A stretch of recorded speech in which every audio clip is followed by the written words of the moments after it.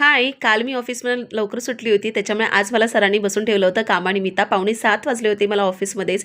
त्यानंतर मला जायचं होतं मार्केटमध्ये माझं ब्लाऊज शिवण्यासाठी जायचं होतं. कारण 4-5 दिवसावरती आमचा कार्यक्रम आहे.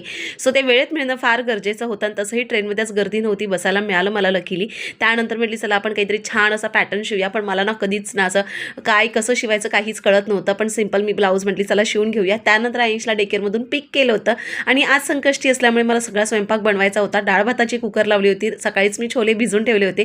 त्याचीसुद्धा भाजी केली होती आणि इथे मी येताना स्टेशनवरून छान अशी ना मेथी घेऊन आली होती. तिच्यावरती एकही डाग नव्हता.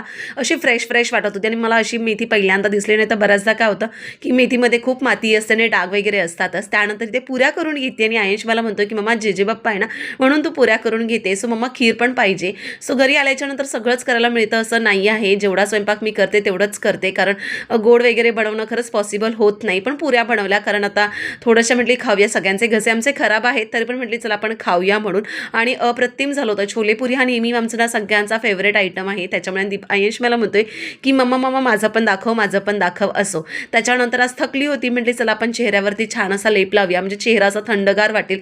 कारण आता गरमी वगैरे सुरू झालेली आहे म्हणून मी ते ना टोमॅटोचा रस, मध, तांदळाचं पीठ आणि ते कॉफी पावडर करून एकत्र मिश्रण करून घेतलेलं आहे. जे की चेहऱ्यावरती असं सर्क्युलर मोशनमध्ये असं अप्लाय करते आहे आणि खरंच ह्याचा रिझल्ट खूप छान येतो. नक्की तुम्ही आठवड्यातून 2दा ट्राय करू शकता. पिगमेंटेशन, परमनंट डाग असतात ना तर ते निघून जातील. मी सुद्धा आठवड्यातून 2दा करते कारण आता आमच्या घरामध्ये छान असे कार्यक्रम सुरू होणार आहेत त्यासाठी. आणि बघताय तुम्ही चेहरा किती भारी वाटतोय. सो भेटू नेक्स्ट व्लॉगमध्ये. त्यासाठी फॉलो करा. बाय.